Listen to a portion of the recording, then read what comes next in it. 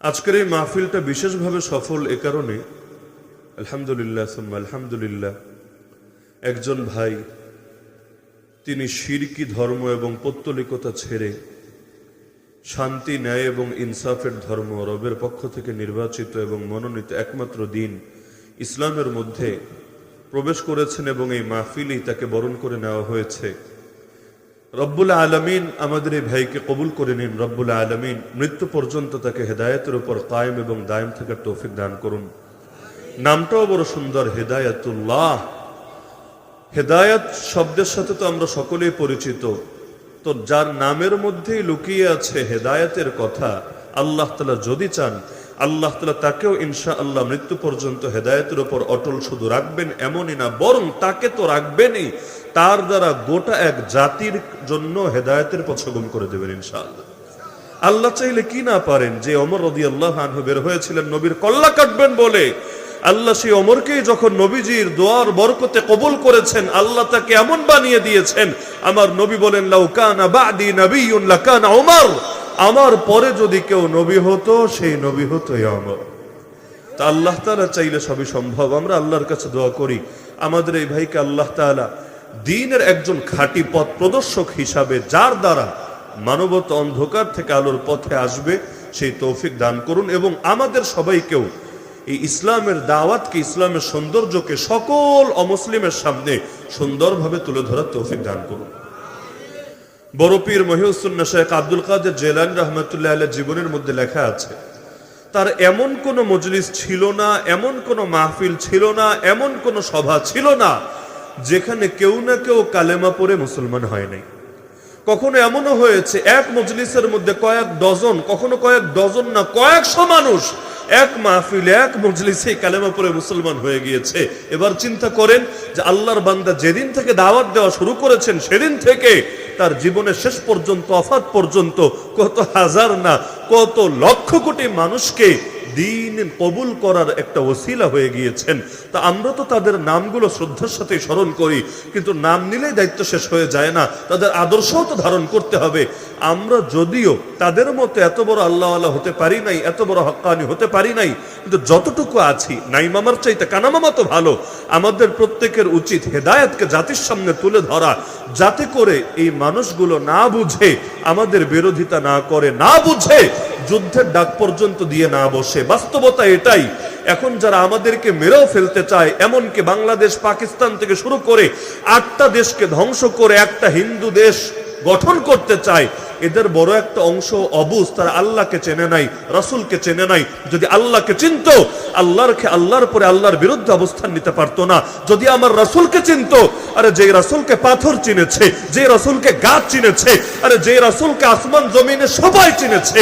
আমার নবী বলেন মা মিন শাই, এমন কোন জিনিস নাই ফিল আরদি ওয়ালা ফিস সামা, না আসমানে আর না জমিনে, ইল্লা ইয়ালামু আন্নী রাসূলুল্লাহ, যেটা জানে না যে আমি আল্লাহর রাসূল, ইল্লা আসিয়াল জিন্নি ওয়াল ইনস, একমাত্র কিছু হতভাগা, অবাধ্য, নাফরমান জিন আর ইনসান বাদে এমন কোন বস্তু নাই, এমন কোন জিনিস নাই যেটা জানে না, মানে না, স্বীকার করে না যে আমি আল্লাহর রাসূল। তো যেই রাসূলকে সবাই চিনেছে, সেই রাসূলকে পারতো না অস্বীকার করতে, পারতো না তার সাথে বেয়াদবি করতে, পারতো না তার বিরুদ্ধে যুদ্ধের ডাক দিতে, তো তাদের বড় একটা অংশই এখনো অবুঝ রয়ে গিয়েছে। আমরা যদি প্রত্যেকে দ্বীনের দায়ী হয়ে যায়, প্রত্যেকে বাল্লিগু আন্নী ওয়ালাউ আয়া, নবী বলেন আমার থেকে একটা আয়াত জানলে ওই আয়াতটাও পৌঁছে দিয়ে অন্যদের কাছে, এভাবে প্রত্যেকে যদি দ্বীনের দাওয়াত তুলে ধরি, ইনশাআল্লাহ সেদিন বেশি দূরে না যেদিন গোটা অঞ্চলের চিত্রই আমূল বদলে যাবে।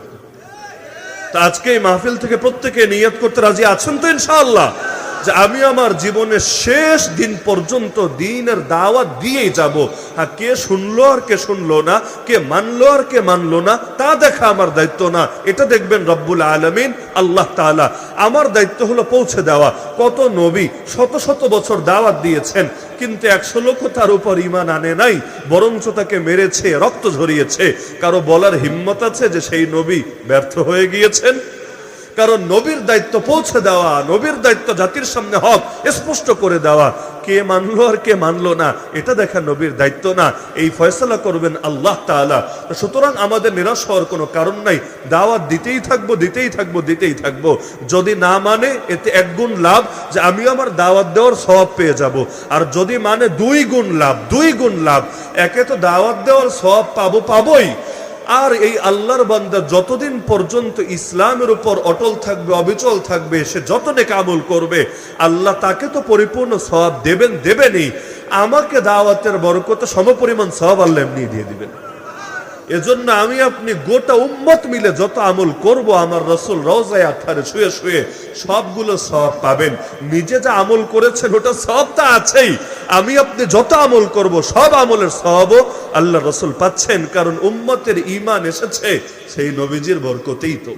হ্যাঁ, সুতরাং আজকে আমি যেহেতু আমাদের এক ভাই ইসলাম কবুল করেছেন, এটাকে সামনে রেখে এই ইসলাম সম্পর্কে মৌলিক কয়েকটা বার্তা দিয়ে আলোচনার ইতি টানবো ইনশাআল্লাহ।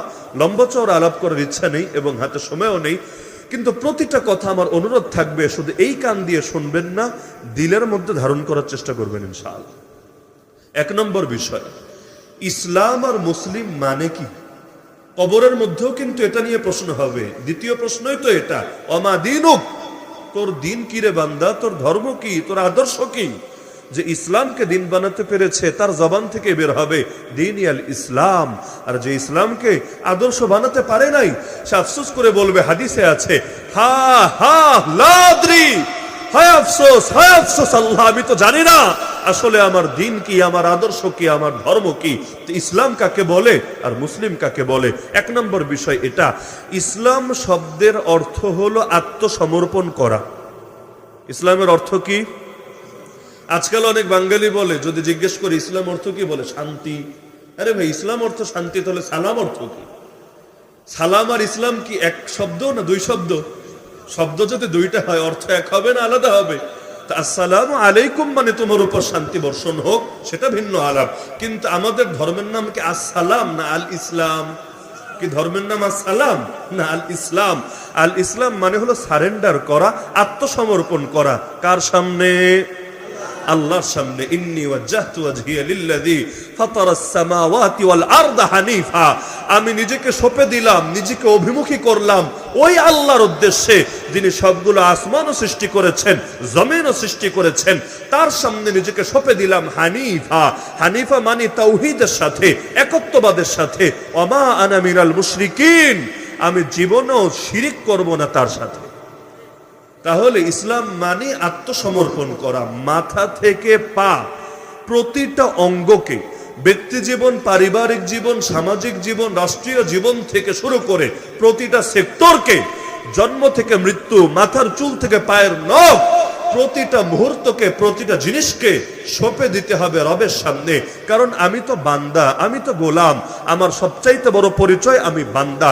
এমনকি শুধু আমি বলে কথা না, সর্বযুগের সর্বশ্রেষ্ঠ মহামানব যিনি, মুহাম্মাদুর রাসূলুল্লাহ, সবাই বলেন সাল্লাল্লাহু আলাইহি ওয়াসাল্লাম, তারও প্রথম পরিচয় তিনি আল্লাহর বান্দা। আমরা কালেমা পড়ি না, আশহাদু আল্লা ইলাহা ইল্লাল্লাহ ওয়া আশহাদু আন্না মুহাম্মাদান, আমি সাক্ষ্য দিচ্ছি মুহাম্মদ সাল্লাল্লাহু আলাইহি ওয়াসাল্লাম তার 1 নম্বর পরিচয় আবদুহু, আবদুহু, তিনি আল্লাহর গোলাম, আল্লাহর বান্দা।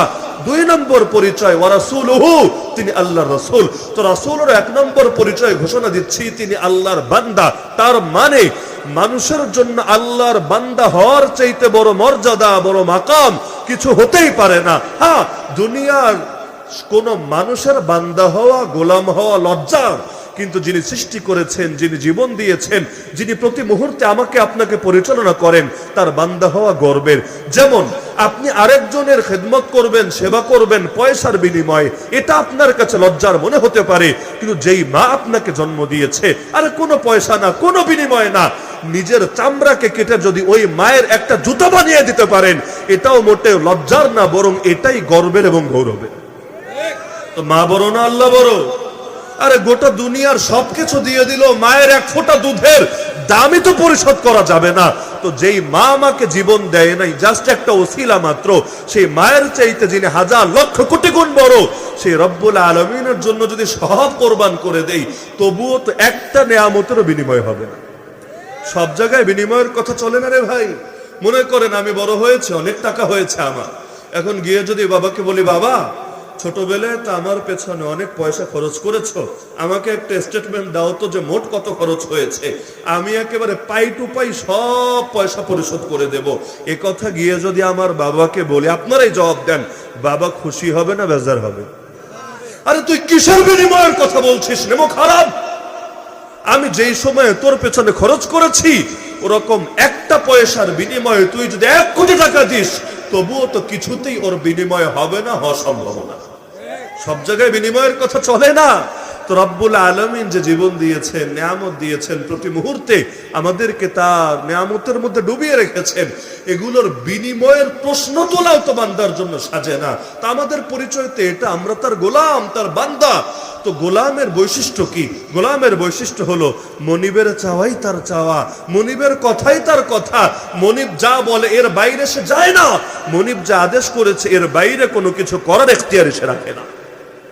আজকের পৃথিবীতে ইসলাম আর কুফুরের মধ্যে, ইসলাম আর জাহেলিয়াতের মধ্যে, দিন আর সেকুলারিজমের মধ্যে যে দ্বন্দ্ব শুরু হয়েছে, এর মূলেই রয়েছে এই হাকিকত বুঝতে না পারা। বলবেন কিভাবে? যখন আপনি মেনে নিলেন আমি গোলাম, আমি বান্দা, আমি আত্মসমর্পণকারী, তখন কি কাপড় পরবেন, মুখটারে কেমন বানাবেন, আপনার ফ্যাশন কি হবে, আপনার ড্রেস কেমন হবে, আপনার সভ্যতা, সংস্কৃতি, আইন কানুন, অর্থনীতি, রাজনীতি কি হবে না হবে, সবকিছু সঁপে দিতে হবে মনিবের ইচ্ছার সাথে। তো এখন যে মেয়েগুলো বলে আমার দেহ, আমার চয়েস, আমার জীবন, আমার স্বাধীনতা, আমার যা মনে চায় তা করব, যে পথে মনে চায় সে পথে চলবো, এমনকি দেখেন না ছেলে হয়ে যায় মেয়ে, মেয়ে হয়ে যায় ছেলে, কি আজীব আজীব তামাশা শুরু হয়েছে। এমনকি রাজনীতি বলেন, অর্থনীতি বলেন, বিচার আচার বলেন, আইন বলেন, কানুন বলেন, বিধান বলেন, সংবিধান বলেন, সব জায়গা থেকে কোরআন আর সুন্নাহকে ঝেঁটিয়ে বিদায় করার ষড়যন্ত্র শুরু করেছে। কোরআনে কি আছে এটা দেখে না, ওর মাথায় কি এসেছে সেটা সে দেখে। তার মানে ওর মস্তিষ্কের দাম নাউজুবিল্লাহ ওর কাছে কোরআনের চাইতে বেশি হয়ে গিয়েছে। কোরআনে চোরের সাজা আছে নাকি নাই, ডাকাতের শাস্তির কথা আছে নাকি নাই, ধর্মত্যাগী কি হবে না হবে এবং কোন পাপীর কি সাজা দিতে হবে কোরআনে আছে নাকি নাই। তো যেই কোপ এই কোরআন থেকে আইন নেয় না, বরঞ্চ তাদের আইনগুলো মানুষ বানায় নিজেদের মস্তিষ্ক দিয়ে, অথবা বানায় কাফের মুশরিকদের দেশে কি চলে না চলে এগুলো দেখে সে নিজেকে কোন মুখে মুসলমান দাবি করতে পারে? সে তো নিজেকে সঁপে দেয় নাই আল্লাহর সামনে, সে নিজেকে সঁপে দিয়েছে আকলের সামনে, নিজেকে সঁপে দিয়েছে নফসের সামনে। এমনকি আমি শতভাগ দায়িত্ব নিয়ে বলছি, এই যে কোরআনের শুরুতে আল্লাহ জানিয়েছেন যে মুত্তাকি কারা, মুত্তাকির 1 নম্বর পরিচয় হলো আল্লাযীনা ইউমিনুনা বিল গায়ব, যারা গায়েবের উপর ঈমান রাখে। আর গায়েব মানে যা দেখা যায় না, ধরা যায় না, ছোঁয়া যায় না, স্পর্শ করা যায় না, ধ্যান নেওয়া যায় না, এমনকি আকলেও সব ক্যাচ করে না, এর ঊর্ধ্বে কিন্তু ওহীতে এসেছে, হয়তো কোরআনে না হলে হাদিসে, বুঝে ধরলেও মানে, বুঝে না ধরলেও মানে। আলিফ লাম মিম কার বুঝে ধরে, হা মিম কার বুঝে ধরে, কোরআনের অনেক আয়াতে তো আমাদের বুঝে ধরে না, কিন্তু যখন জেনেছে রব বলেছেন এর উপর কোনো আপত্তি চলবে না, চলতে পারে না, বুঝে আসলেও মানি, বুঝে না আসলেও মানি। আর ইসলামের কয়টা জিনিস বুঝে আসে? আপনি ইস্তেঞ্জা করলেন, পেশাব করলেন অথবা মলত্যাগ করলেন, পরবর্তীতে ইসলাম আপনাকে বলবে নামাজ পড়বি, ভালো কথা, আগে উজু কর। উজুর মধ্যে আপনাকে 4টা কাজ করতেই হবে ফরজ, এর মধ্যে 3টা অঙ্গ ধৌত করা, 1টা অঙ্গ মাসেহ করা। আমাকে বলেন আপনি মল মূত্র ত্যাগ করলেন কোন রাস্তা দিয়ে, আর উজুতে এসে ধৌত করছেন আর মাসেহ করছেন কোন জায়গা? এই যে হাত ধৌত করছেন, কেন হাত দিয়ে তো মলমূত্র বের হয় নাই। এই যে মাথা মাসেহ করছেন, আরে মাথায় তো মলমূত্র লাগেই নাই, তো বের হলো কোন জায়গা দিয়ে, ধৌত করছেন কোন জায়গা? আরে যুক্তি কি, আরে রহস্য কি? আরে রাখ তোর যুক্তি, রাখ তোর রহস্য। যুক্তিতে ধরলেও মানে, যুক্তিতে না ধরলেও মানে। আবু বকর সিদ্দিক রাদিয়াল্লাহু আনহুকে এসে মেরাজের সংবাদ কে দিয়েছে প্রথমে? আরে প্রথমে নবী দেয় নাই, প্রথমে তার সাহাবীরা দেয় নাই, প্রথমে এসে মুশরিকরা দিয়েছে। কি রে আবু বকর, কারে নবী মানিস রে পাগলা? আরে সে বলছে রাতের সামান্য সময়ে নাকি একেবারে উম্মে হানির ঘর থেকে বাইতুল মাকদিস হয়ে একেবারে সেই আরশে মুআল্লা, একে 7 আসমান অতিক্রম করে আবার ফিরে এসেছে নিজের ঘরে। কিভাবে সম্ভব? আবু বকর সিদ্দিক রাদিয়াল্লাহু আনহু জাস্ট একটা প্রশ্ন ছুড়ে দিয়েছেন, আগে বলো বাস্তবেই তিনি বলেছেন কিনা, নাকি এটা তোমাদের প্রোপাগান্ডা, তোমাদের অপবাদ? বললো হ্যাঁ। সবাই মিলে বলছে হ্যাঁ সে বলেছে, বলেছে দেখেই তো আমরা তাকে পাগল বলছি, তুমি কি বলো এ ব্যাপারে? আবু বকর সিদ্দিক রাদিয়াল্লাহু আনহু বলেন, যদি তিনি বলে থাকেন আমি মানি, শতবার মানি, হাজারবার মানি, কারণ এর চাইতে বড় বিষয়ও তাকে মানতে আমার অন্তরে কোনো দ্বিধা সংকোচ কাজ করে না। তো মুসলিম মানি এটা। ইসলামের কয়টা জিনিস বোঝা ধরবে? মৃত্যু পরবর্তী যা কিছু আছে এর কোনটা এমন যেটা আমরা পুরোপুরি কল্পনা করতে পারি?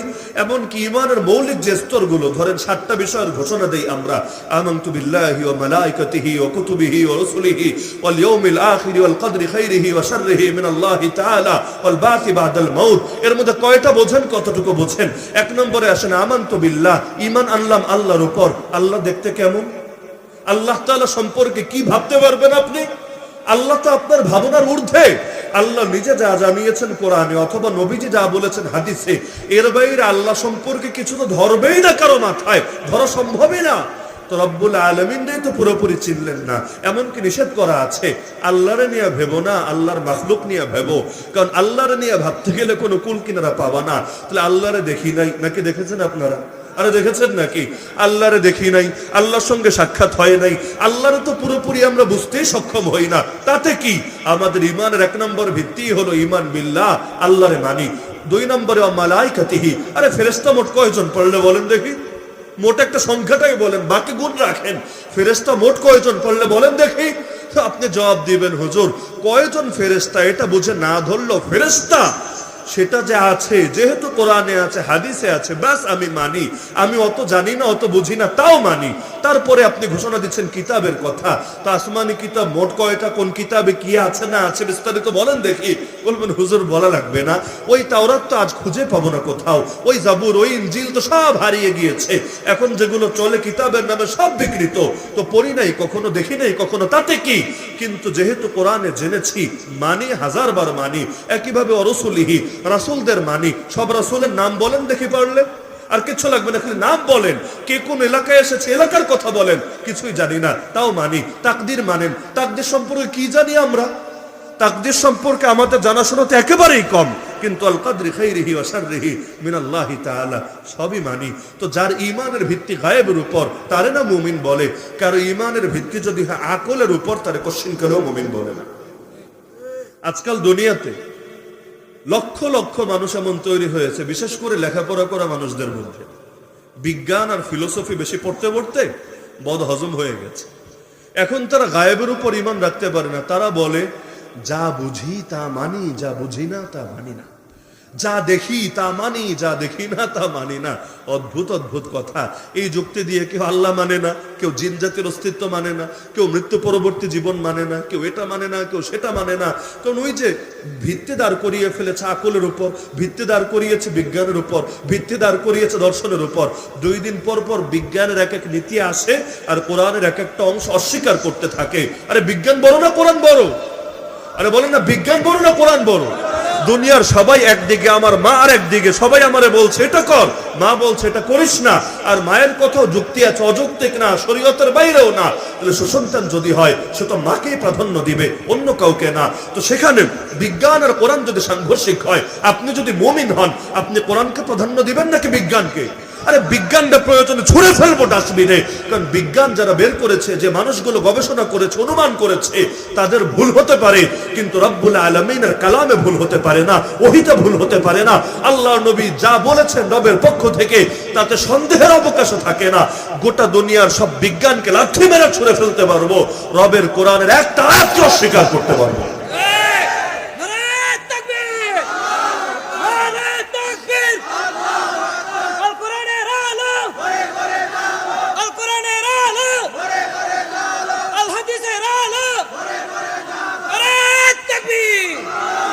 আজকাল তো বিজ্ঞান দিয়ে ধর্মরে কোণঠাসা করার চেষ্টা, কোনোটা রাষ্ট্রবিজ্ঞান, সমাজবিজ্ঞান, পদার্থ বিজ্ঞান, এই বিজ্ঞান সেই বিজ্ঞান। আধুনিক রাষ্ট্র হতে চাইলে ওই সেকেলে ইসলাম দিয়ে চলবে না, নিজেরা নিজেরা আইন বানাতে হবে। আরে পাগল, আগে বল তুই বেশি উন্নত না রব বেশি উন্নত? কোথায় রব আর কোথায় তুই? তোর মাথার দৌড় কতটুকু আর রবের জ্ঞান কতটুকু? তোর মতো হাজার লক্ষ কোটি নাস্তিকের মস্তিষ্ককে যদি এক পাল্লায় রাখা হয়, রবের জ্ঞানের কোটি ভাগের এক ভাগও তো হবে না। আর তুই হয়েছিস আধুনিক, আর আল্লাহর কোরআন সর্বজামানায় সর্বাধুনিক। তো কিসের উন্নয়নের সবক আমাদেরকে শেখাচ্ছিস? ইসলাম মানলে উন্নতি হবে না, আর তোর মস্তিষ্কের 2 পয়সার জ্ঞান মানলে উন্নতি হবে। আর এটা তোরে কে শিখিয়েছে? ইসলাম মেনেও যে উন্নতি করা যায়, আল্লাহ তাআলা আফগানিস্তান সহ অনেক জমিন এই বাস্তবতা দেখিয়ে দিচ্ছে। অত বড় বড় লেখাপড়া যেন লোক নাই, বেশিরভাগ হলো মোল্লা মুন্সি হুজুর।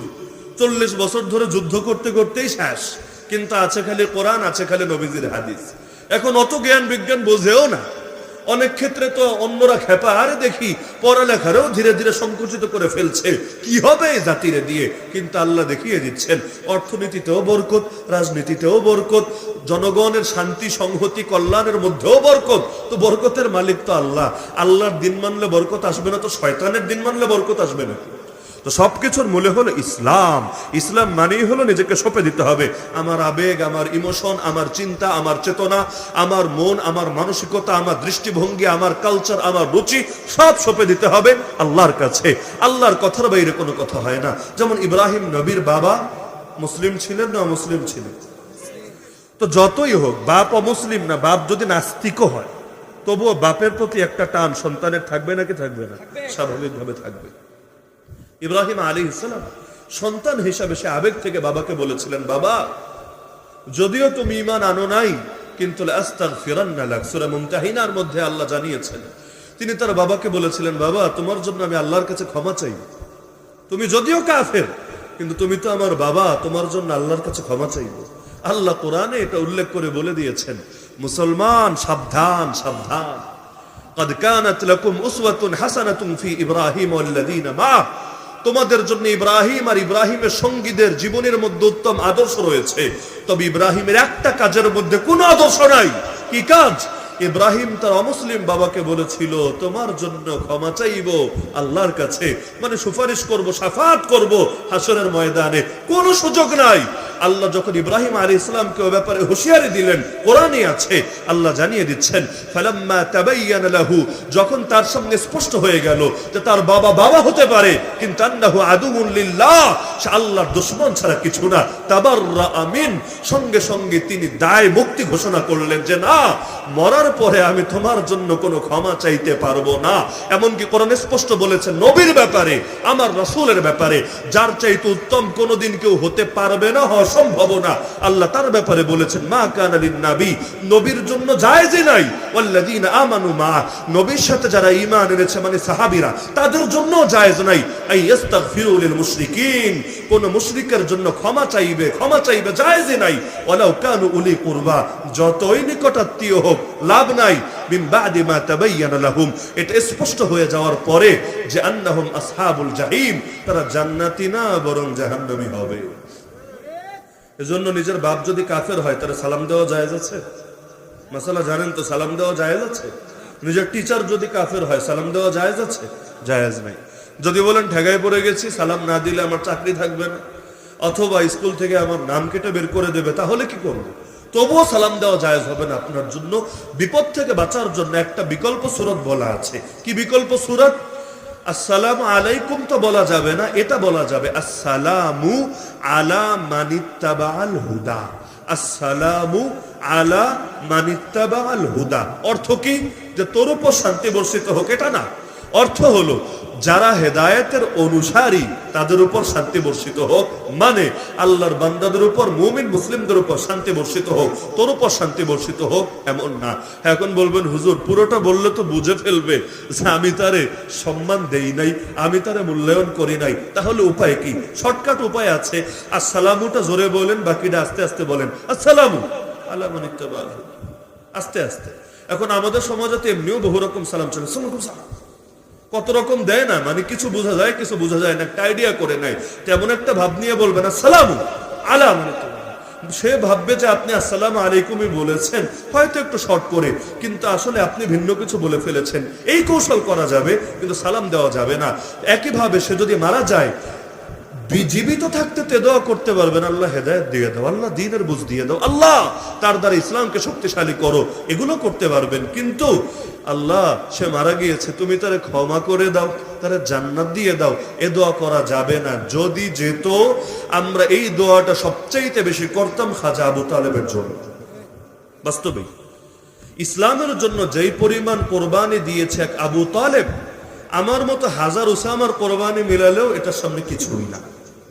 নিজে কালেমা পড়ে নাই ঠিক, কিন্তু এমন দুর্দিনেও নবীজির পাশে থেকেছে যার হাজার ভাগের এক ভাগ দুর্দিন আসলে আমারে আপনারও টর্চলাইট দিয়ে খুঁজে পাওয়া যায় না। আরে নবী যখন জেল খেটেছেন 3 বছরের অধিক সময়, কেমন জেল, এই আজকালকার মতো কাশিমপুরের জেল আর কেরানীগঞ্জের জেলের মতো না, যেই জেলে খাবার পর্যন্ত দেয় নাই, বাধ্য হয়ে গাছের পাতা খেতে হয়েছে, সাহাবীদের মারি পর্যন্ত ছুলে গিয়েছে, মলমূত্র পর্যন্ত চেঞ্জ হয়েছে, মল ছাগলের মলের মতো হয়ে গিয়েছে।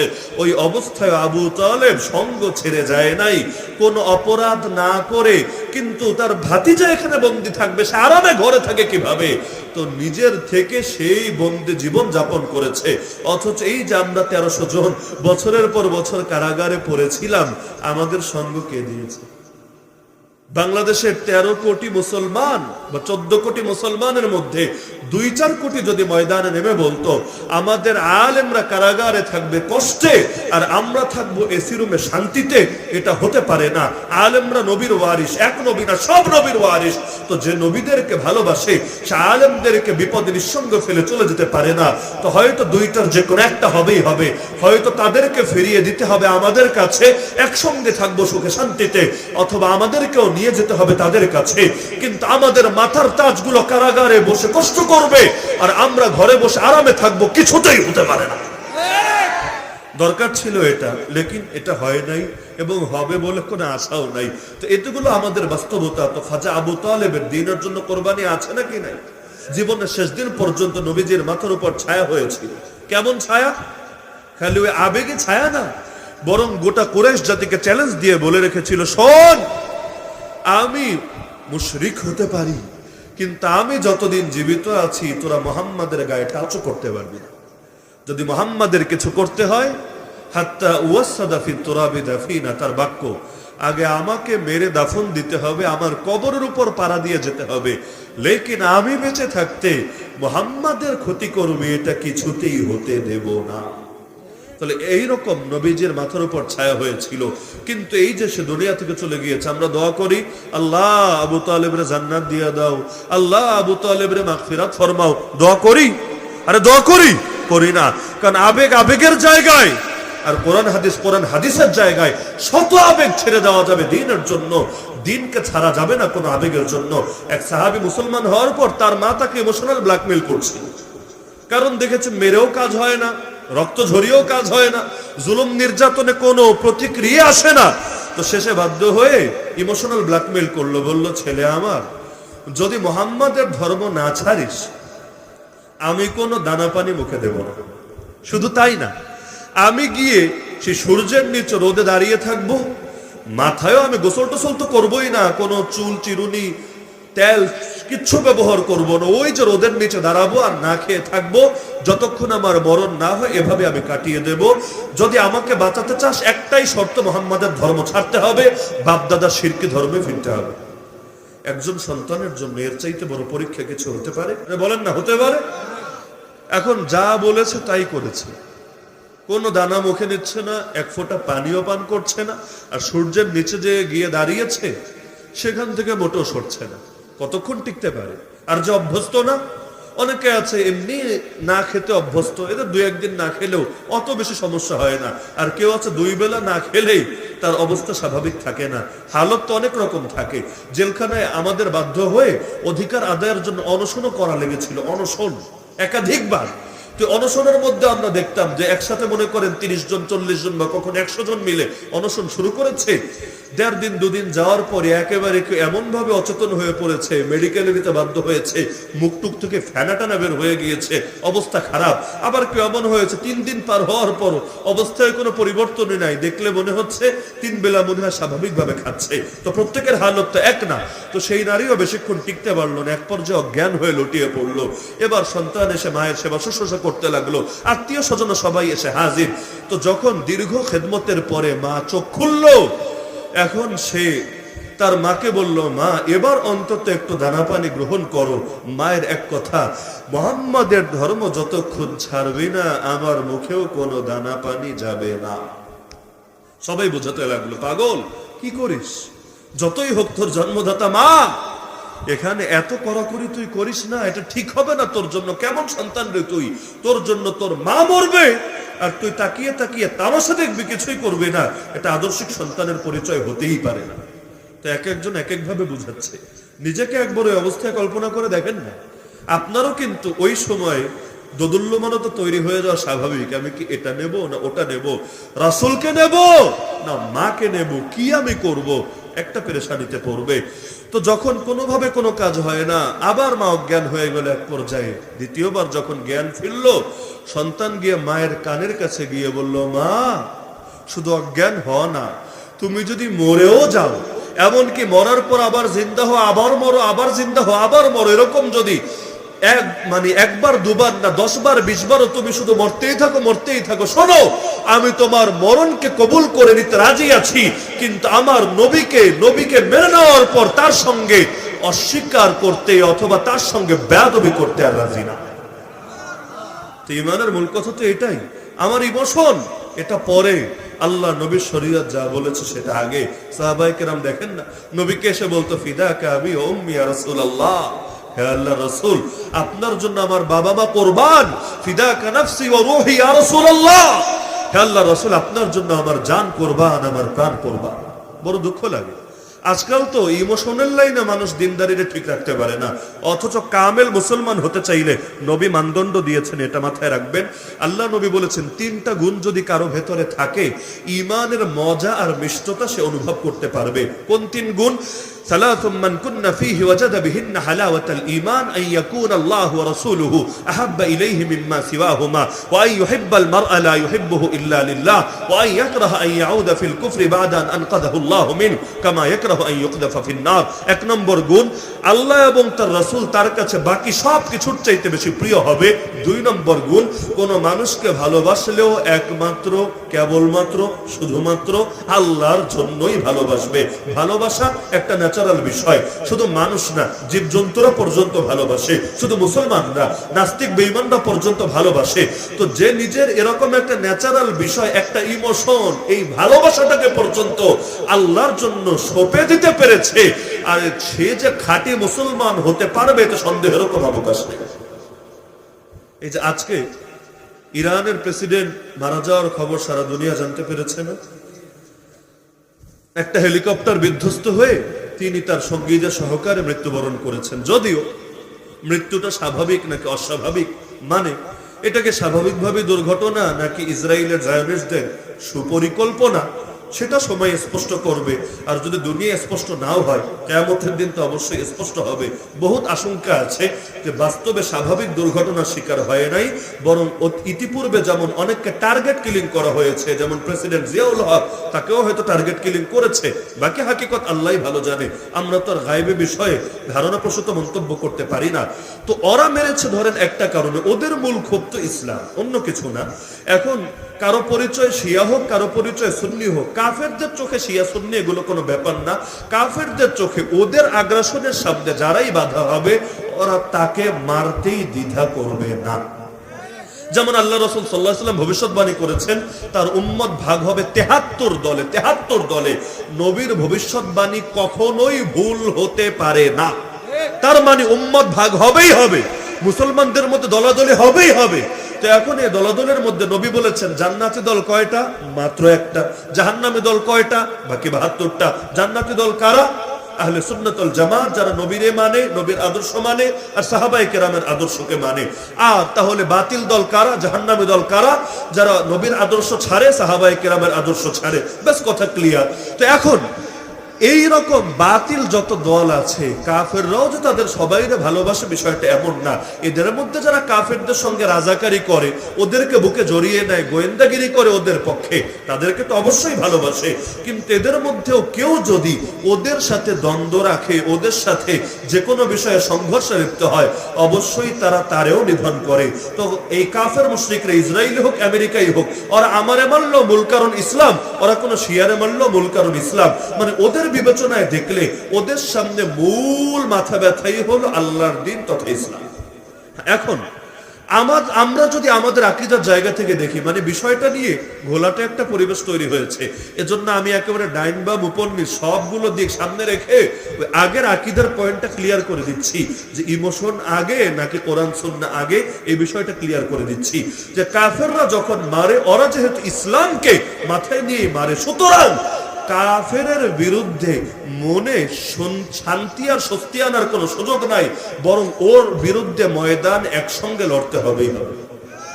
কারণ ওর মাথা ব্যথা ইসলাম নিয়ে, সুতরাং ওর মাথা ব্যথা যেহেতু ইসলাম নিয়ে, সুতরাং প্রয়োজন ওর বিরুদ্ধে ঐক্যবদ্ধ হয়ে ময়দানে লড়াই করতে হবে। এটাকে আদর্শিক ঐক্য বলে না, এটাকে রাজনৈতিক ঐক্য বলে। আল্লাহ নবী ইহুদিদের 3টা গোত্রের সঙ্গে পর্যন্ত মদিনা সনদে চুক্তি করেন নাই, যে চুক্তির মধ্যে কথা ছিল বহিঃশত্রু আমাদের আক্রমণ করলে তোমরাও আমাদের সাথী হবা, আর তোমাদের উপর কেউ আক্রমণ করলে আমরাও তোমাদের নিরাপত্তা নিশ্চিত করব। তো তার মানে আদর্শ তো এক হয়ে যায় না, কই ইহুদি আর কই মুসলমান, কই নবীজি, কই সাহাবি, আদর্শ ভিন্ন, কিন্তু রাজনীতির প্রয়োজন ঐক্য। এই যে হামাস জিহাদ করছে ফিলিস্তিনের ভূমিতে, এদেরকে বড় একটা সহযোগিতা ইরান দিচ্ছে কিনা? কিসের জন্য দিচ্ছে? যে শিয়ারা সুন্নিদেরকে জান দিয়ে, মন দিয়ে, প্রাণ দিয়ে ভালোবাসতে শুরু করেছে, এজন্য না রে ভাই, এজন্য না, বরং নিজেদের ধান্ধার জন্য, রাজনীতির জন্য, নিজেদের কূটনীতির জন্য। যেমন যখন রাশিয়া বা তৎকালীন সোভিয়েত ইউনিয়নের সাথে আফগানিস্তানে যুদ্ধ হয়েছিল, আপনারা জানেন, সে 80-র দশকে। এখানে মুরব্বীরা যারা আছেন হয়তো অনেকের ভালো স্মরণ আছে। 80-র দশকে যখন সোভিয়েত ইউনিয়নের সাথে আফগানিস্তানের যুদ্ধ হয়েছিল, ওই সময় আমেরিকা পর্যন্ত আফগানিস্তানের পক্ষে ছিল নাকি ছিল না? লোক তো এগুলোই, এই মোল্লা মুন্সিরাই, এই হুজুররাই তখন জঙ্গি বলে নাই, জঙ্গি বলে নাই, বরং তখন অস্ত্র বিক্রি করেছে, সারা দুনিয়া থেকে লোক গিয়েছে, এগুলো পর্যন্ত দেখে দেখে, তাকিয়ে তাকিয়ে দেখেছে। বাংলাদেশ থেকে অনেকে গিয়ে আফগানিস্তানের হয়ে যুদ্ধ করে নাই? আরে ভাই করে নাই, করেছে। এগুলো সব দেখেও না দেখার ভান করে থেকেছে। কেন? কারণ সোভিয়েত ইউনিয়ন আমেরিকার শত্রু। তো যদি শত্রুরে মারে সমস্যার কি আছে? আরে হুজুর মানুষ, ব্যাপার না, ওরা মারুক গিয়ে, ওদের পাশে থাকবো কেন? আগে শত্রুরে দমাতে হবে। তো শত্রুও বন্ধু হয়ে যায়, শত্রুও বন্ধু হয়ে যায়, কিন্তু এটা আদর্শের কারণে না, এটা ধান্দার কারণে। তো এখন ইরান যদি হামাসকে সহযোগিতা করে, এ কারণে না যে ওরা সুন্নিদেরকে মহব্বত করতে শুরু করেছে, বরঞ্চ কি কারণে? আরে বলেন না কি কারণে? রাজনৈতিক ধান্দার কারণে।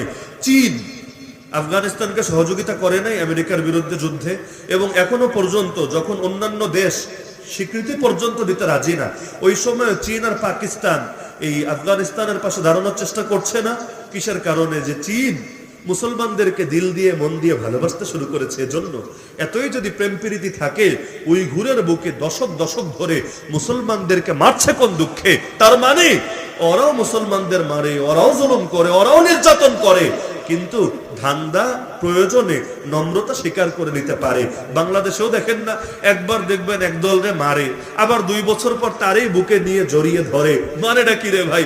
আগে মারলি, পরে আবার বুকে জড়াইয়া ধরলি, তাহলে আসলে তোর বন্ধু না আসলে তোর শত্রু? বলবে হুজুর, পলিটিক্সের মধ্যে এই সবসময় এক নীতি চলে না। পলিটিক্সের প্রয়োজনে কখনো কাছে টানাও যায়, পলিটিক্সের প্রয়োজনে কখনো ধৈর্য মারাও যায়। মূল হলো ধান্দা অর্জনের জন্য সবকিছুই করা যায়। এগুলো হয় না? কে হয় না? তো আদর্শ ভিন্ন জিনিস, আর রাজনীতি আর কূটনীতি ভিন্ন জিনিস। ইব্রাহিম রাইসি যে মৃত্যুবরণ করেছে, আপনারা হয়তো দেখার কথা, যে আফগানিস্তানের তালেবানি বলেন আর ফিলিস্তিনের গাজার হামাসি বলেন, তারাও অনেকে শোকবার্তা জানিয়েছে, শোকবার্তা, যে তার মৃত্যুতে আমরা দুঃখিত। শোকবার্তা ভিন্ন জিনিস, আর আল্লাহ তারে জান্নাত দিয়ে দাও, আল্লাহ তারে মাফ কইরা দাও, আল্লাহ তার উপর রহমত বর্ষণ করো, দুইটা ভিন্ন জিনিস। শোকবার্তা মানে কি? যে তার মৃত্যুতে আমরা অনুতপ্ত, তার মৃত্যুতে আমরা দুঃখিত, এবং আল্লাহ তোমরা সকলে এখানে সবর করো, সান্ত্বনামূলক বাক্য, ব্যাস এটাই তো। এখানে আখিরাতের কোনো বিষয় নাই। তো শোক জানায় কেন? শোক জানায় রাজনীতিকে সামনে রেখে, শোক জানায় কূটনীতিকে সামনে রেখে, আদর্শটা এখানে মুখ্য বিষয় না। কিন্তু যেই প্রসঙ্গে আমি এত কথা টানলাম, যারা আল্লাহর নবীর সাহাবীদের দুশমন হয় তারা কখনোই আমাদের বন্ধু হতে পারে না। রোমার পারস্য আল্লাহ নবীর জামানায় যুদ্ধ চলছিল, এক দলের দ্বারা আরেক দল বিভিন্ন সময় তারাও জুলুমের শিকার হতো, কিন্তু কাফের তো কাফেরই। তো রোমার পারস্য যুদ্ধ চলে বলে এখন ধর্মীয় আদর্শকে ভুলে যাওয়ার কিন্তু সুযোগ থাকে না। আর এই রাফিজ শিয়ারা, শিয়াদের আবার অনেক শাখা গোষ্ঠী আছে, কিন্তু ইরানের মূলধারা শিয়াই হলো ইসনা আশারিয়া শিয়া, যারা 12 ইমামে বিশ্বাসী, যারা কাফের হওয়ার ব্যাপারে উম্মতের কোনো দ্বিমতই নাই। আরে যারা আল্লাহ নবীর সাহাবীদেরকে গালিগালাজ করলে পেটের ভাত হজমই হয় না। আপনি ইহুদিদেরকে জিজ্ঞাসা করেন, বলো তো নবী মুসার উম্মতের মধ্যে সর্বশ্রেষ্ঠ কারা? ওরা বলবে নবী মুসার সাহাবীরা। আপনি খ্রিস্টানদেরকে জিজ্ঞাসা করেন, বলো তো খ্রিস্টান উম্মতের মধ্যে সর্বশ্রেষ্ঠ কারা? ওরা বলবে ঈসা নবীর সাহাবীরা। আর এই শিয়া হলো সেই শিয়া, ওদেরকে জিজ্ঞাসা করেন, বলো তো এই উম্মতের মধ্যে সবচাইতে নিকৃষ্ট কারা? ওরা বলবে নবীর সাহাবীরা। নাউযুবিল্লাহ। এমনকি যারা কাউকে নতুন করে শিয়া বানাতে গেলে এই কালেমা পর্যন্ত পড়ে, এগুলো তো অনলাইনের যুগ, সার্চ করলেও পেয়ে যাবেন। আশহাদু আন্না আবা বকরিন ওয়া উমর ওয়া উসমান ওয়া আয়েশা ফিন্নার, এই বাক্য পর্যন্ত পড়ায় যে আমি সাক্ষ্য দিচ্ছি আবু বকর জাহান্নামী, ওমর জাহান্নামী, ওসমান জাহান্নামী, আয়েশা জাহান্নামী। নাউযুবিল্লাহি মিন যালিক। এমন কি যেই জালেম অগ্নি পূজক ওমর রাদিয়াল্লাহু আনহুকে নামাজের মধ্যে এসে শহীদ করেছে, ওর কবরে পর্যন্ত মাজার বানিয়ে ওরা নিয়মিত উৎসব করে। প্রতি বছর দেখলে মনে হবে হায় রে কোনো পিসাবের মাজারে এসে মনে হয় ওরা কিছু আনন্দ উৎসব করছে, কিন্তু না, যে অগ্নি পূজক বিধর্মী ওমরকে শহীদ করেছে তার কবরকে গিয়ে ওরা এভাবে সেখানে আনন্দের জায়গা বানিয়েছে। যারা নিয়মিত আম্মাজান আয়েশা রাদিয়াল্লাহু আনহার শানে গুস্তাখি করে, নবীর সাহাবীদেরকে গালিগালাজ করে, ওদের একটা দল তো বলে নবী আল্লাহ তাআলা ওহী দিয়ে পাঠিয়েছিলেন মূলত আলীর কাছে, কিন্তু ভুলে চলে গেছে মুহাম্মদুর রাসূলুল্লাহ সাল্লাল্লাহু আলাইহি ওয়াসাল্লামের কাছে। অতীতে ওদের একটা উগ্র দল এমনও ছিল যারা আলী রাদিয়াল্লাহু আনহুকে ইলাহ পর্যন্ত বলতো। ইলাহ মানে আল্লাহ, তিনি মাবুদ, তিনি খোদা, তিনি আল্লাহ।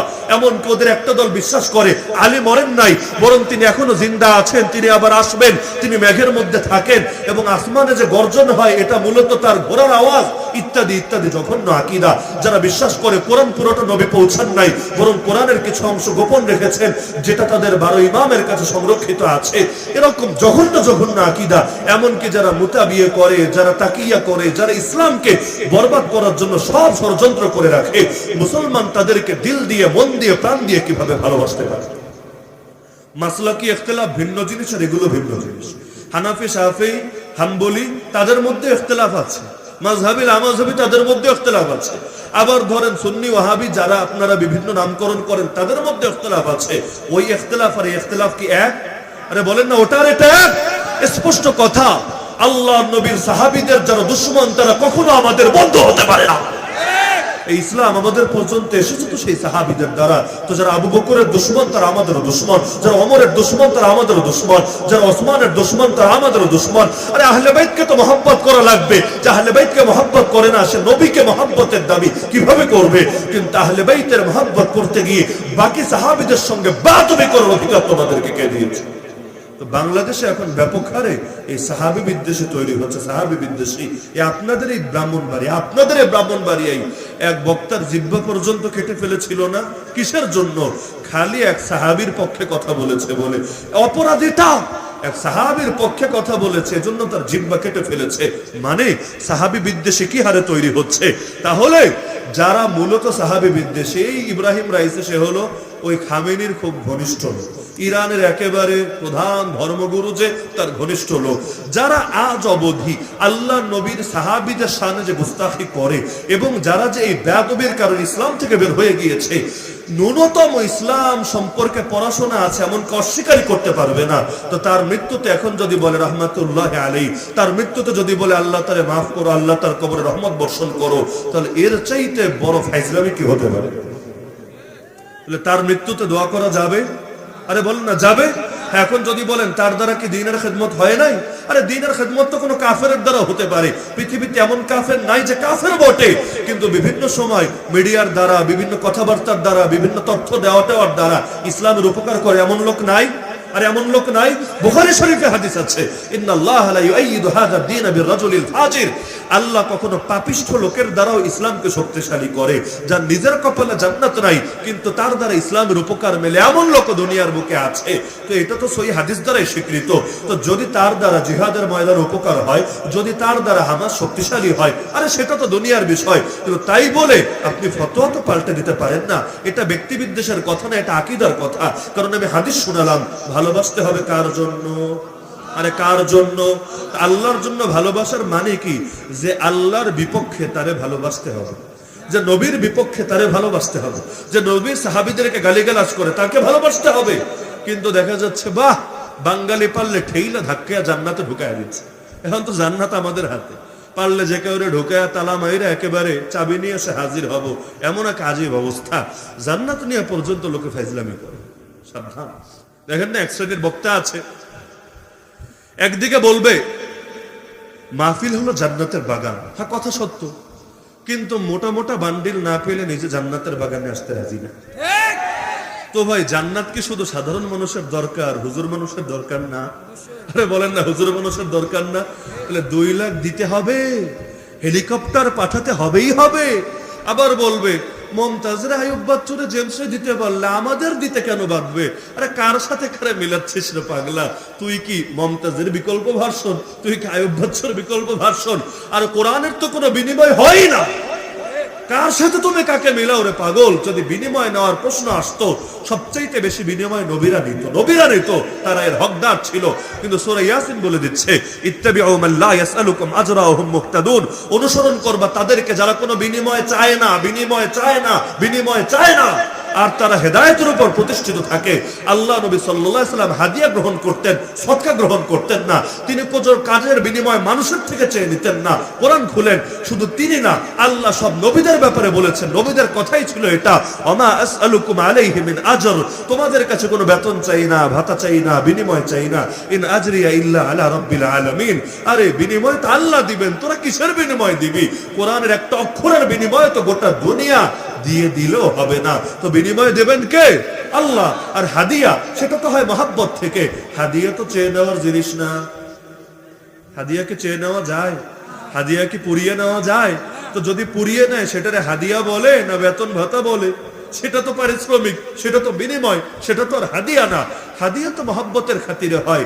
এবং হাদিয়া যদি একটা কলম হয়, এটার মূল্য আছে। হাদিয়া যদি 1 গ্লাস পানি হয়, এটারও মূল্য আছে। কারণ ভালোবাসা থেকে হাদিয়া আসে। আর ভালোবাসা অমূল্য জিনিস, যার কোনো মূল্য দেওয়াই সম্ভব না। কিয়ামতের দিন আল্লাহ নিজে ডাকবেন, আইনাল মুতাহাব্বুন আলি জালালি। আমার ওই বান্দাগুলো কোথায় যারা একজন আরেকজনকে ভালোবাসতে একমাত্র আর আমার জন্য। এই যে আমাদের হেদায়েতুল্লাহ ভাই আজকে মুসলমান হয়েছে, আপনারা প্রত্যেকে তাকে এখন ভালোবাসেন কিনা? এই ভালোবাসা কিসের জন্য? এই ভালোবাসা কোন রক্তের আত্মীয়তার জন্য না, এই ভালোবাসা কোন বৈবাহিক আত্মীয়তার জন্য না, এই ভালোবাসা দুনিয়ার কোন ব্যবসায়িক রাজনৈতিক স্বার্থে না। এই ভালোবাসা একমাত্র আল্লাহর জন্য। আরে যেই হিন্দা হামজা রাদিয়াল্লাহু আনহু অর্থাৎ নবীর চাচার বুক চিরে কলিজা বের করে চিবিয়ে খেয়েছে, নবী কিন্তু তার ঈমান কবুল করে নিয়েছে। যে আবু সুফিয়ান উহুদ থেকে শুরু করে অনেক যুদ্ধে নেতৃত্ব দিয়েছে, আল্লাহ নবী কিন্তু তার ঈমানও কবুল করে নিয়েছে। এমনকি যে ওয়াহশী এই হামজাকে টুকরা টুকরা করে, আল্লাহ নবী কিন্তু তার ঈমানও কবুল করে নিয়েছে। কি শিক্ষা পাচ্ছেন এখান থেকে? যে ইসলাম এটাই হলো একটা মানদণ্ড। এই মানদণ্ডের সামনে বাকি সব মানদণ্ড একেবারেই তুচ্ছ। তো ভালোবাসা কার জন্য হবে? আরে কার জন্য হবে? আল্লাহর জন্য হবে। তা আল্লাহর জন্য যদি ভালোবাসা হয়, ওই ভালোবাসার ভিত্তিতে হাদিয়া আসবে। এটা তো আর চেয়ে নেওয়ার জিনিস না। এগুলো চেয়ে নেয় নাকি নেয় না আজকাল? এটাকে একটা মঞ্চগুলোকে একটা বাণিজ্যের কেন্দ্র বানায় নাই? অনেকে নিজের পকেট ভরার ধান্দা হিসাবে এগুলোকে গ্রহণ করে নাই? তো যে কথা বলে হেদায়েতের জন্য আর যে কথা বলে বান্ডিলের জন্য, উভয়ের কথাই তো একরকম আসর হবে, তাই না? এজন্য মাহফিল বাড়ে কিন্তু হেদায়েতের পথে লোক কমে, মসজিদ বাড়ে মুসল্লি খালি কমে, দেশে জনগণও বাড়ে, মসজিদও বাড়ে, মুসল্লি কমে। আরে হার লাইনে দেখবেন যে মন্দের পাল্লা খালি বাড়ে আর বাড়ে, ভালোর পাল্লা খালি কমে আর কমে আর কমে। কিসের জন্য? এগুলোর পেছনে আমাদের বড় গাফলতি আছে। আজকাল তো দেখেন না, গজলের মধ্যে পর্যন্ত নিয়ে গান ঢুকায়, মিউজিক ঢুকায়। মিউজিক না দিলে তাদের নাকি এসকুই আসে না। তো এখন মানুষকে যদি শরবতের বোতলে মদ খাওয়ায়, এতে তো কোনো গুনাহ হবে না, তাই না? শরবতের বোতলে মদ খাওয়ালে গুনাহ হবে না? হবে। তো গজল মানে কি? হয়তো হামদে বারি তাআলা, আল্লাহর প্রশংসা, অথবা নাত রাসূল সাল্লাল্লাহু আলাইহি ওয়াসাল্লাম, রাসূলের শানে প্রশংসা, রাসূলের গুণগান, অথবা জিহাদি তারানা, এগুলোই তো গজল। কিন্তু এগুলোর মধ্যে যদি মিউজিক ঢোকায় তো লাভ হলো না ক্ষতি হলো? দুধের বোতলের মধ্যে পেশাব ঢুকালো, এমনকি গানের চাইতে বেশি ক্ষতি হলো। কারণ গান শুনলে ভেতরে পাপ বোধ থাকবে, আল্লাহ চাইলে একদিন না একদিন তওবা নসিব হবে। এগুলো করলে ভেতরে পাপ বোধ থাকবে না, বড় চিন্তা লাগে। ধরেন এই একজন বক্তা আছে, আমি নাম নাই বলি, একসময় কন্ট্যাক্ট করতো প্রচুর পরিমাণে, মোটা এগুলো নিয়ে ঝগড়াঝাটি করতো। তো ঝগড়াঝাটি করতে আলেম ওলামার বদনাম হতো। তা আমরা যখন সকলে মিলে প্রতিবাদ করেছি, বাধ্য হয়ে থুক্কু দিতে বাধ্য হয়েছে, ঠিক আছে আর আমি করব না, কারণ না করলে পায়ের তলায় মাটি থাকবে না। কিন্তু এখন দেখেছি নতুন করে শুরু করেছে মিউজিক দিয়ে গজল আপলোড করা, কণ্ঠ যেহেতু আছে, মিউজিক দিয়ে গজল আপলোড করা। দিন শেষে উম্মতের ইমানে তো হুমকির মুখে, উম্মতের আমলে তো হুমকির মুখে। এখন আবার ঝামেলা দুই জায়গায়। এগুলো নিয়ে যদি বলেন তাতেও সমস্যা, যদি না বলেন তাতেও সমস্যা। না বললে কি সমস্যা? আপনারাই বিচার দিবেন আল্লাহর কাছে যে হুজুর আমরা সাধারণ মানুষ বুঝতাম না, এই মোল্লাগুলো তো বুঝতো, ওরা তো আমাদেরকে ধরায়া দিল না। যদি ধরায়া দিত আমরা সচেতন হতাম। দোষ আমাদের না, দোষ মোল্লাদের। এদেরকে ধরে আগে জাহান্নামে দেন, কারণ ওরা এখানে হক গোপন করেছে। আর যদি বলি এতে কি সমস্যা? তাহলে যাদের ব্যাপারে বলা হবে তারাও নারাজ, আর পাবলিক ভাববে হুজুরে হুজুরে মনে হয় কামড়া কামড়ে চলে। তাহলে হুজুরের লেবাস গায়ে দিয়ে কেউ যদি খেজুরগিরি করে, ব্যাপারে বলা জরুরি না? সৌদি আরবের মধ্যে দেখবেন অনেকে বিশাল জুব্বাল খেল্লা লাগিয়ে একেবারে ধুরুম ধারুম করে নাচ গান করছে, মদের বোতল একের পর এক সাবার করছে, অথচ ইয়া লম্বা জুব্বা, আমার চাইতো লম্বা জুব্বা, টাকুনোর নিচেও ঝোলে, হেঁটে হেঁটে গেলে অটোমেটিক ঝাড়ু হয়ে যায়, কষ্ট করে ঝাড়ুও দেওয়া লাগে না। তো ওদের গায়ে সাদা জুব্বা আছে, আমারটা তো কালো, ওদের গায়ে সাদা জুব্বা আছে, এবং মাথার মধ্যে ওই লাল একটা রুমাল বাঁধে, এর উপরে আবার কালা একটা কি জানি রশির মতো দিয়ে রাখে। তো এভাবে যেহেতু লেবাস পরেছে, এখন মদ খেলে খাক, নারী নিয়ে ফুর্তি করলে করুক, যা মনে চায় তা করুক, কিচ্ছু তো বলা যাবে না। নাকি আগে বলতে হবে? নাকি আরো আগে বলতে হবে? তো এখন মক্কা মদিনার খেদমতের দায়িত্ব নিয়েও কেউ যদি ভণ্ডামি করে, ছেড়ে দেওয়ার তো কোনো সুযোগ নাই। কারণ হকের জন্য সব ছাড়া যায়, কোনো কিছুর জন্য হক ছাড়া যায় না। তাহলে আমাদের পরিচয় আমরা মুসলিম। মুসলিম মানে আত্মসমর্পণকারী, মানে নিজেকে সঁপে দিতে হবে আল্লাহ তাআলার ইচ্ছার উপর, আল্লাহ তাআলার কথার উপর, আল্লাহ তাআলার আদেশ এবং নিষেধের উপর। এই একটা কাজ যদি করতে পারেন আর কিছু লাগবে না জীবনে, ব্যাস একটা কাজ। যে কোনো কিছু করার আগে, যে কোনো কিছু বলার আগে খালি এটা চিন্তা করবেন এটা আল্লাহর ইচ্ছা অনুসারে হচ্ছে কিনা, ব্যাস। যদি ভেতর থেকে জবাব আসে হ্যাঁ এটাই আল্লাহর কথা, এটাই আল্লাহর ইচ্ছা, করেন, আল্লাহ তাআলা আপনাকে জান্নাত দিবেন। আর যদি এমন হয় না, কারণ আমি ভেতরের ইচ্ছার কথা কেন বললাম জানেন? নবী বলেছেন গুনাহ কাকে বলে উম্মত শুনে রাখো, ওয়াল ইসমু মা হাকা ফি সাদরিক ওয়া কারিহতা আন ইয়াত্তালি আলাইহিন নাস। গুনাহ হলো সেটা যেটা করতে গেলে অন্তরে খটকা লাগে, আর তুমি এটা অপছন্দ করো, মানুষ জেনে যায় কিনা এই টেনশন কাজ করে, ওইটাই গুনাহ।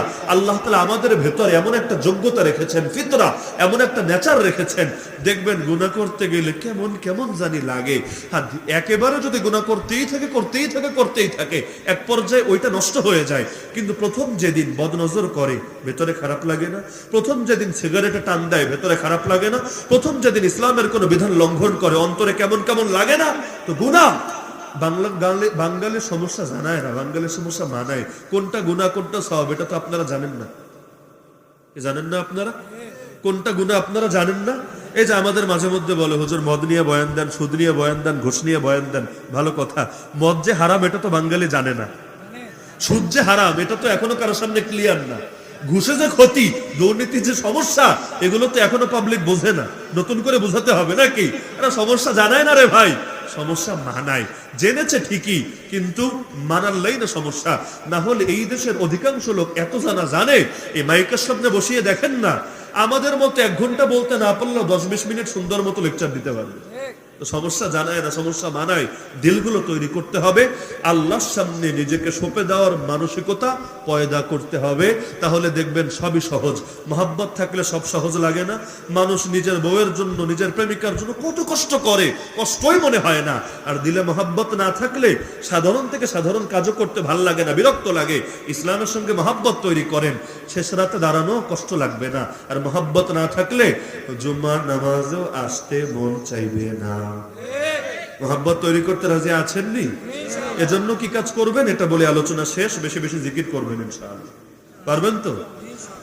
কাজ করলে হাত কাজ করবে, কিন্তু মুখটারে অযথা বসায় রাখবেন না। যখন জরুরতের কথা বলবেন বলেন, কিন্তু বাকি টাইম চুপচাপ বসে থাকা কি লাভ? চুপ করে বসে থাকলে কিছুই হবে না। কিন্তু একবার সুবহানাল্লাহ বললো, আল্লাহ এমন একটা গাছ দিবে জান্নাতে, 500 বছর চললেও ওই গাছের ছায়া অতিক্রম করতে পারবে না। তো এত বড় গাছ পেলে এত বড় জান্নাতও তো পাবেন, কারণ এই গাছ তো জান্নাতের এরিয়ার মধ্যেই থাকবে। তার মানে যত জিকির তত মাকাম, যত জিকির তত মাকাম। এক সাহাবী বলেছে, নবী জান্নাতে যাওয়ার শর্টকাট রাস্তা বলে দেন।